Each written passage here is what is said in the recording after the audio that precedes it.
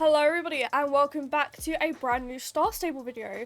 Today's video is slightly different. We're going to be touching on something that I wanted to talk about for a long time now but never made a video on, and that is the Star Stable in-game economy. Let's get into it. Now, the topic of prices in Star Stable isn't something that's new. For years, everyone has complained about the prices of star coins, how expensive Star Rider is. It's not a new topic.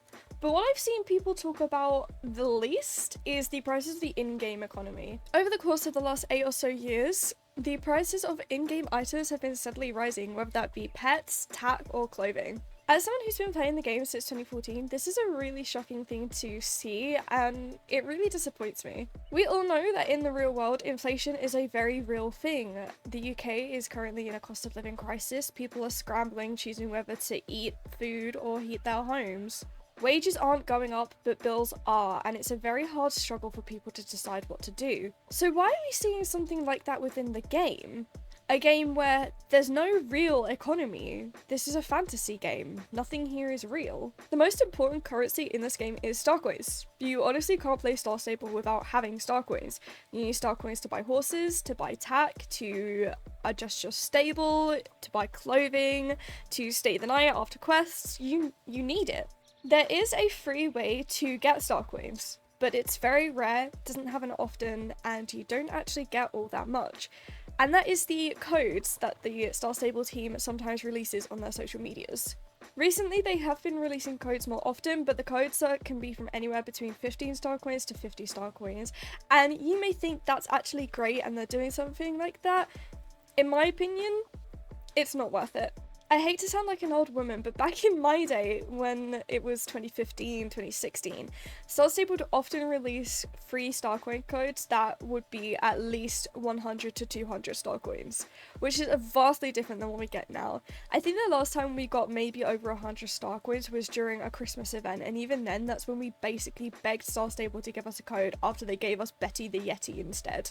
Which is sad because we as a community had to pressure the company into giving us something that we expected from them. Which one, says a lot about the community, and two, says a lot about the company. But aside from the free codes that they sometimes release, there is no way for players to freely earn star coins within the game. You can't earn them through races, through high scores, through quests, nothing.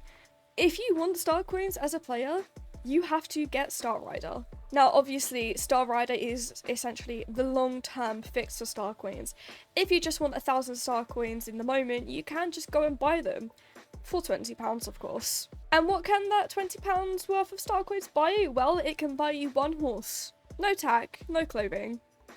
I know you're probably saying, Jinx, not all horses are, 900 star coins, but pretty much all Generation 3 horses are 900 plus star coins. Star Rider is essentially Star Stable subscription service. You can pay for a month, 3 months, or pay once. Arguably, lifetime is the cheapest option when you think about it because you only pay once and you have it for the rest of your life. However, I think we need to talk about what you actually get with the Star Rider subscription. When you become Star Rider, you get 100 star coins weekly. Every Friday, you get 100 star coins added to your inventory. Now, you could argue that this is great, and it used to be, when there wasn't inflation in the game. See, over the course of the past few years, the prices of in-game items have been rising well above the weekly limit of star coins. If we go into Global Store, you'll immediately be met with 100 star coin item prices. If you scroll down just a little bit, you'll see items that are priced over 100 star coins, 105 star coins, 120 star coins. That's 2 weeks of saving for an item that gives you 0 stats. Now, there can be the argument that should items be priced according to what stats they give you, and to that I say yes and no. I do think that if an item is priced highly, then it should give you near to full max stats. But I also think Star Stable should be reasonable about the prices they put into the game. Let's say I wanted a full set of clothing. For example, this set here would cost 375 star coins. That's 4 weeks of saving just for an outfit. I am a firm believer that because Star Stable is primarily aimed towards kids, that it's a good thing that they can teach kids to save up, and that kids can't just buy things outright. They have to be patient and wait for it and save. I think that's great, and I think it's a very important skill to learn when especially when you're young. But that isn't what Star Stable is doing. In fact, they're pressuring kids to buy these things or they'll miss out. Let's talk about events. During events like the Equestrian Festival, Halloween, or Christmas, Star Stable often release limited time horses. Most of the time, like during Halloween or Christmas, these are typically horses that have magical coats. During the Equestrian Festival, it's new coats of horses that have already been released. Now, these events typically last a full month-ish, depending on what they are, and 90% of these horses are priced at 900 star coins or more. What baffles me the most about this is that it takes about 2.5 months to save up for one horse.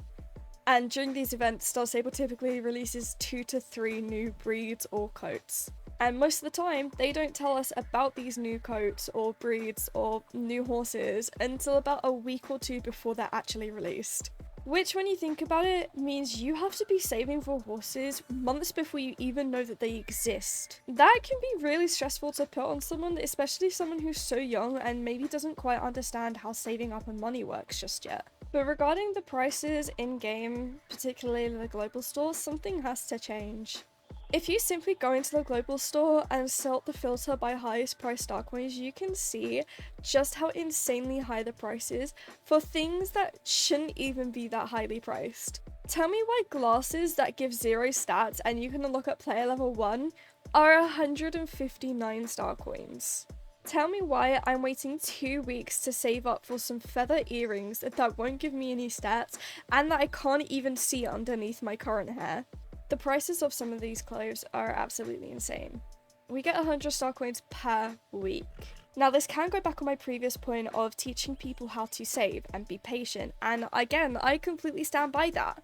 However, I think Star Stable needs to be realistic in what they put in the game, how they price it, and what we do as players. I strongly believe that there should be more ways to earn star coins within the game. Now, don't get me wrong, this is an argument that's been screamed about for years, and I highly doubt that's going to change anytime soon. But it's something that's such an easy fix. I would also like to briefly touch on the Jorvik shilling side of things. A lot of these clothing items are 10,000 Jorvik shillings, and if you've been playing the game for anything longer than a month, you already know that we have a Jorvik shilling cap of 10,000 Jorvik shillings. What's most frustrating about this cap is the fact that if you are doing a quest or a race and you reach the cap, whatever star coins are left over when you collect will just be gone forever. I'm sure at least once everyone has fallen victim to this annoying thing.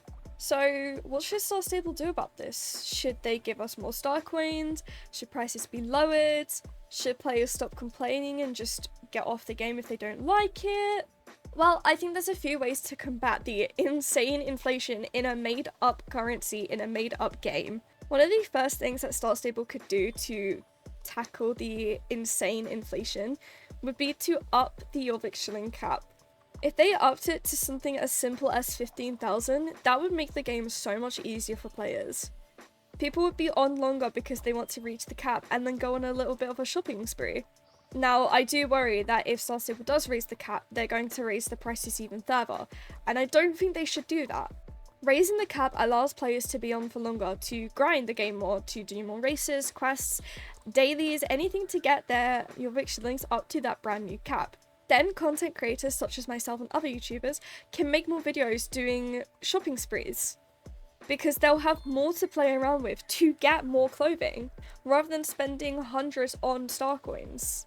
I'm also a fan believer that Star Stable should lower the star coin prices of most of the clothing and tech. Now, you may disagree with that, and that's completely fine. That's your opinion and this is mine. But I don't think anyone will disagree with me when I say that accessories shouldn't be anything more than 100 star coins, if that. 80 star coins at maximum for a pair of glasses. There is no reason that glasses and hair accessories and earrings should be over 100 star coins. If anyone disagrees with that one fact, then no, I need whatever type of money you're on because I cannot be spending nearly 200 star coins for a pair of glasses in this game. There are also such easy ways that Star Stable could implement earning star coins within the game. I'm aware that the team has spoken out about it in the past and they say they don't want it to break the economy. But that begs the question, why do we have an economy in this game anyway? In almost every other game I've played, when you buy the in-game currency, the prices of in-game haven't gone up. They've stayed the same. So I don't understand why we're having an inflation in Star Stable. A way Star Stable could add earning star coins in-game would be something as simple as high scores. I'm aware there's a big stigma around earning star coins with high scores because of the amount of speed cheaters and hackers and blah blah blah blah blah, but with Star Stable doing these bans, I feel like there's more of a chance for that to happen now. It could be something as simple as having the top score for a race for 2 months. It's a long way and it can be frustrating, but it would be simple. And the thing is, it doesn't even have to be a lot of star coins. For example, if you hold the top spot in the high scores for a month, you could earn 5 star coins. 5 star coins. That's not going to break any in-game economy. And it takes a long time, and by that time, you may have been knocked off the leaderboard. I'm sure we're all aware that if you collect the stars that are hidden around the map in the game, you don't get anything. I would know, I've collected all 142 stars and have had nothing to show for it. So it could be as simple as you get 5 star coins for finding all 142 stars. Again, it's not a lot, but it would get players on the game more, and it would give them something to look forward to. During events like the Winter Village, you could earn 2 star coins for doing a certain quest or doing a certain daily. And the biggest way they could implement it most of all is through the Trailblazer track. This is a brand new feature that Star Stable have added into the game, basically like a battle pass. The rewards change every time it comes out and you have to actually work your way up the tree. So a big reward at the end of it could be adding in 50 star coins or 25. I think when people say Star Stable needs to add a way to earn star coins in game, they mean earning hundreds. But it can just be as simple as adding anywhere between 5 to 50. Players would be happy because it gives them a way to actually earn star coins in-game, play the game more, and it make the company happy because their player activity levels would skyrocket. There are times where I really just want to log off the game and not do anything. Especially now that I've essentially completed everything in Star Stable. I've completed the druid training, the fishing, the archaeology. I have everything in my journal done except a few fishing achievements and the chickens. If you don't believe me, just take a look. I have every single star, I have every single character. All the achievements I basically have done. I'm just missing a few achievements. For example, finishing races without wearing gear, getting gold on all of the fishing, and completing the hens. I have every single spider. I have every single postcard.